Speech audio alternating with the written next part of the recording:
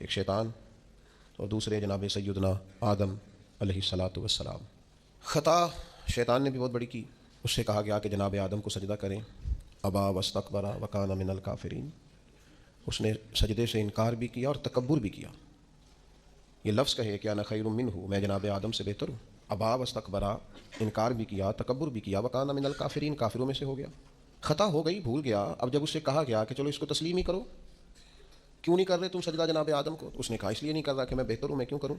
اب ایک اجتہادی خلاف اولا، ایک اجتہادی خطا جناب آدم علیہ السلام سے بھی ہوئی۔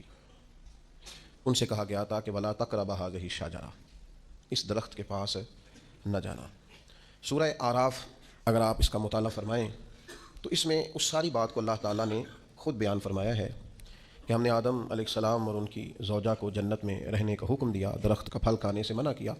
رب خود فرماتے ہیں شیطان نے انہیں وسوسہ دیا، قسمیں اٹھا اٹھا کے یقین دلاتا رہا، اسباب بنے باقاعدہ، انہیں بار بار کہا کہ کچھ بھی نہیں ہوگا۔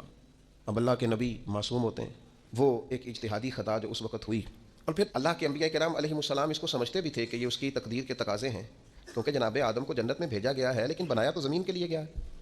جب یہ بات شروع ہوئی تھی تب بھی کہا تھا وَإِذْ قَالَ رَبُّكَ لِلْمَلَائِكَةِ إِنِّي جَاعِلٌ فِي الْأَرْضِ خَلِيفَةً، اللہ نے فرشتوں سے کہا میں زمین کے لیے خلیفہ بنانے لگا ہوں، نائب بنانے لگا، بنایا ہی زمین کے لیے۔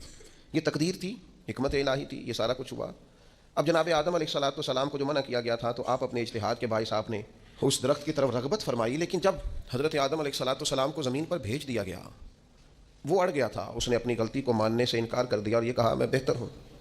لیکن رب فرماتا ہے ان دونوں کو جب زمین پہ بھیجا تو قالا، دونوں نے کہا ربنا ظلمنا انفسنا، اے اللہ ہم نے اپنی جان پر زیادتی کی، اللہ کریم ہم بھول گئے، مالک تیرے بندے ہیں، تیرے حضور عاجزی پیش کرتے ہیں، ہم نے اپنی جان پر زیادتی کی ہے، وَإِن لَّمْ تَغْفِرْ لَنَا، اگر تو ہمیں نہ بخشے گا، وَتَرْحَمْنَا، اور اگر تو رحم نہیں کرے گا، لَنَكُونَنَّ مِنَ الْخَاسِرِينَ، تو ہم تو ضرور نقصان والوں میں ہو جائیں گے، ہمارا تو بڑا نقصان ہے۔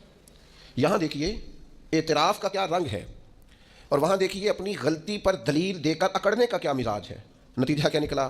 راندہ درگاہ ہوا، شیطان لعین ہوا، مردود بارگاہ ہوا، اور یہاں یہ انعام ملا کہ اللہ تعالیٰ نے جناب آدم کو تمام انسانیت کا باپ بنا دیا۔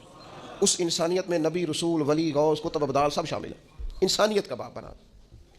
میں اور آپ جس معاشرے میں رہتے ہیں، اس معاشرے کی قباحتوں میں سے اور ہماری باطنی کمزوریوں میں سے اور ہماری اخلاقی کمزوریوں میں سے ایک بڑی کمزوری یہ ہے کہ ہم اپنی غلطیوں کا اعتراف نہیں کرتے۔ عادت سی بن گئی ہے دوسروں پہ ڈال کے اپنے آپ کو مطمئن کرنے کی، طبیعت سی بن گئی ہے یہ کہہ کر اپنی جان چھڑا لینے کی کہ یہ تو فلاں کی وجہ سے ہوا تھا،